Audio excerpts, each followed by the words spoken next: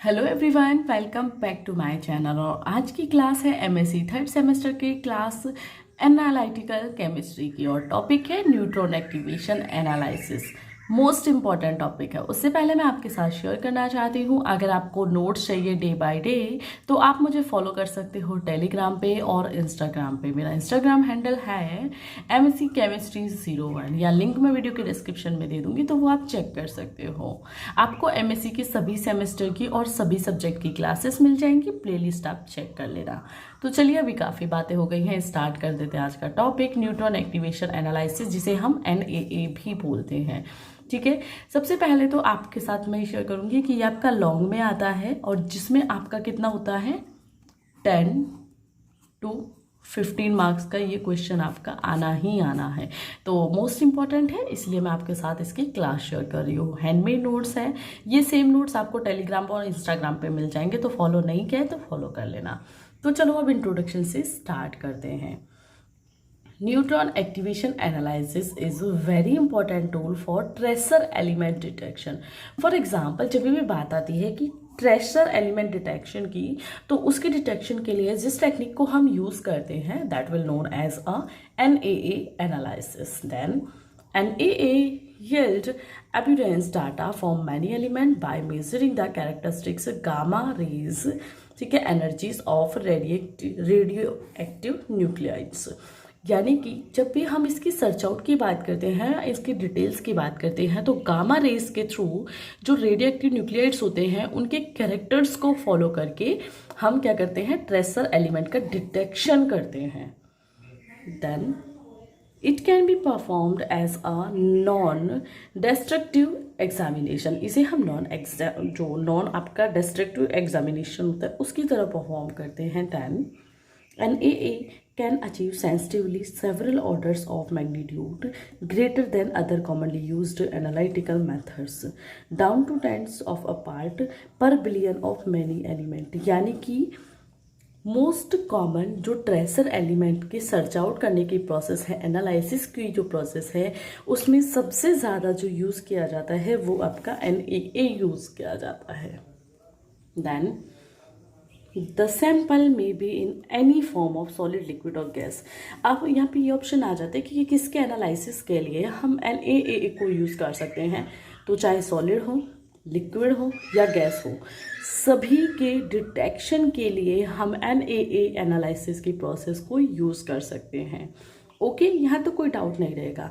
आगे डायग्राम है, डायग्राम से आपको ये टोटली समझ आ जाएगा। ये सिर्फ इंट्रोडक्शन था, ठीक है।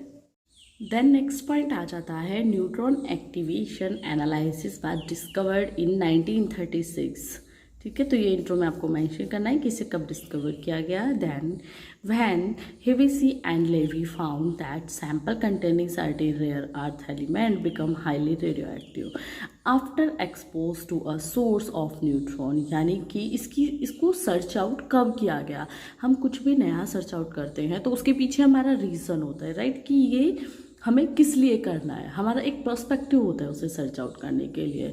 तो इसे हिवेसी एंड लेवी ने 1936 में डिस्कवर किया था। पर क्यों किया था? जब उन्होंने देखा कि कोई एलिमेंट है, मैं आपको हिंदी में इसलिए समझा रही हूँ क्योंकि सारे 80-90% मेरे हिंदी मीडियम के स्टूडेंट हैं, ठीक है। तो लिख तो आप इंग्लिश में दोगे, आपको समझ आना चाहिए, ठीक है। तो क्या क्या है कि ये अर्थ का कोई एलिमेंट है। जब उन्होंने देखा कि इसमें काफ़ी रेयर एलिमेंट्स कंटेन है, ये इसमें सिर्फ फेक नहीं है, बहुत ज़्यादा एलिमेंट है। मान लीजिए फॉर एग्जांपल RCP कुछ भी, ठीक है, ये सिर्फ एग्जांपल के लिए है।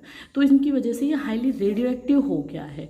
तो इनके न्यूट्रॉन को एक्सपोज करने के लिए क्या क्या एलिमेंट है, कैसे है, उन्हें सर्च आउट करने के लिए, यानी कि अगर हमें सिर्फ R चाहिए तो उसमें से C और P को कैसे हम निकालेंगे, तो उसके लिए उन्होंने NAA की खोज की थी, इसे सर्च आउट किया था, राइट। देन आ जाता है next, Neutron activation analysis is a sensitive analytical technique for performing both qualitative and quantitative।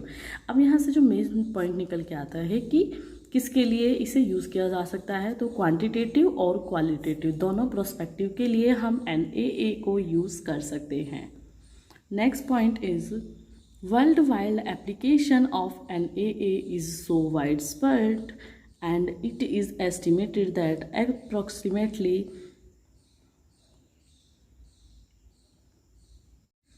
Then आ जाता है अप्रॉक्सीमेटली 100 के samples and to analysis each year, यानी कि NAA की जो प्रोसेस है उसमें अप्रॉक्सीमेटली हम कितना करते हैं, तो 100 के पर ईयर एनालिसिस होते हैं। Then the chemistry neutron activation analysis is a nuclear process used for determine the concentration of element in a vast amount of material, यानी कि केमिस्ट्री में जो न्यूट्रॉन एक्टिवेशन एनालिसिस है वो न्यूक्लियर प्रोसेस होती है जो यूज़ की जाती है किसमें, किसी भी एलिमेंट में जो वेस्टेज अमाउंट ऑफ मटेरियल है उसकी कंसंट्रेशन को सर्च आउट करने के लिए।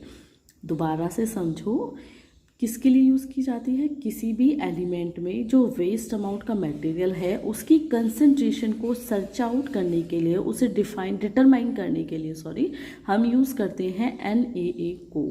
एक बार में समझना है तो फिर से क्लास देख लेना, 1 से 2 बार में क्लास ले लोगे तो पक्का आपको समझ आ ही जाएगी। ठीक है, मूव ऑन कर लेते हैं नेक्स्ट पेज पे। देखिए ये टॉपिक आपका 10 to 15 मार्क्स का है, पूरे यूट्यूब पे कहीं मिलने का मतलब ही नहीं है। और अगर आपके कॉलेज में लेक्चर होते हैं तो आपको अगर ऐसे नोट्स मिल जाते हैं, ऐसे कोई समझा देता है तो वो आपका गुड लक है। बट यस, इस चैनल पे तो आपको हमेशा हर एक चीज़ मिल जाएगी। तो वो इंट्रोडक्शन ख़त्म हो गया, अब हम स्टार्ट कर देते हैं क्या, मैथड का। तो इसमें सबसे पहला जो मेथड आता है वो आता है principle of NAA consist of irradiating a sample with neutron. ये क्या है, यानी कि जो प्रोसेस है वो कैसे होती है, तो उसे हम मेथड्स बोल सकते हैं। तो इसमें क्या है, जो NAA है वो कंसिस्ट होता है इरेडिएटिंग अ सैंपल विथ न्यूट्रॉन्स के साथ। सेकंड, ये मैंने पॉइंट्स में लिखे हैं, आप पॉइंट में लिखोगे तो आप कंफ्यूज नहीं होंगे।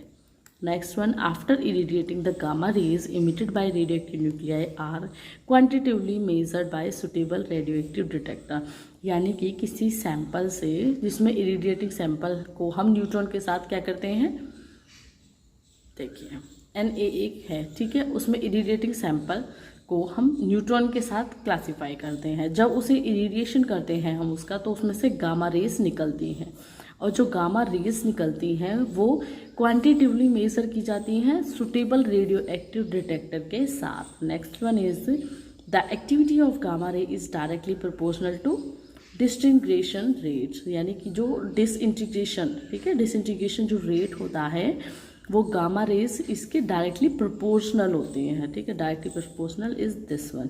यहाँ पे आपकी गामा रेस आ गई और यहाँ पे आपका क्या आ गया, रेट आ गया, right. Next one, for NAA procedure to be successfully the specimen must be selected carefully. अगर हमें ये हम सर्च आउट कर रहे हैं, इस प्रोसेस को कर रहे हैं, तो जो हम स्पेसिमेन सर्च आउट करेंगे वो हमें काफ़ी केयरफुली क्या करना है, सिलेक्ट करना है। Next, in many cases small object can be irradiated and analysed, ठीक है। और मैनी केसेस में अगर हम देखते हैं तो जो ऑब्जेक्ट होता है वो स्मॉल यूज़ किया जाता है एनालिसिस की प्रोसेस के लिए।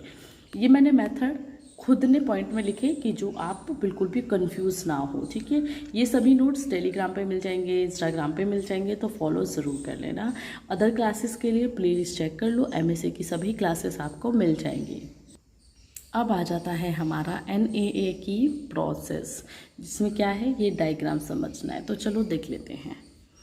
The sequence of events occurring during the most common type of nuclear reaction used for NAA when a neutron, ठीक है, interaction with target nuclei why a non elastic collision, A compound nucleus form and in an excited state and this excited state energy occur due to binding energy of neutron। यानी कि देखो, इससे जो लिखा हुआ है ना थ्योरी, वो इस डायग्राम की है। सबसे पहले क्या है, हमने यहाँ पे क्या लिया, ये क्या है, न्यूक्लियर, ठीक है, और इसे हमने NAA के लिए यूज़ किया। तो जब हम न्यूट्रॉन इंटरेक्शन करते हैं तो क्या होता है, ये एक साथ बाइंड हो जाते हैं, राइट, टारगेट न्यूक्लियाई के साथ क्या करते हैं, नॉन इलास्टिक कोलाइजन बना लेते हैं। देन इसमें क्या होता है कि नॉन इलास्टिक कोलाइजन से ये एक कंपाउंड बन जाता है, एक न्यूक्लियस बन जाता है, जो कि इसके बाद एक्साइटेड स्टेट में चला जाता है यहाँ पे, and this will come as a binding molecule. और इसमें आपको यहाँ से ब्रेकआउट की प्रोसेस भी मिल सकती है, बाइंडिंग इलेक्ट्रॉन्स की, ठीक है। और यहाँ पे आपको न्यूट्रॉन का एक बाइंडिंग प्रोसेसर मिलती है जिसे हम कोलिजन की प्रोसेस कहते हैं। डिटेल में ये प्रोसेस मैं आपको अलग क्लास में समझाऊंगी, तो वो क्लास देख लेना। यहाँ पे मैंने मेनली इंट्रोडक्शन पे ज़्यादा फोकस किया है।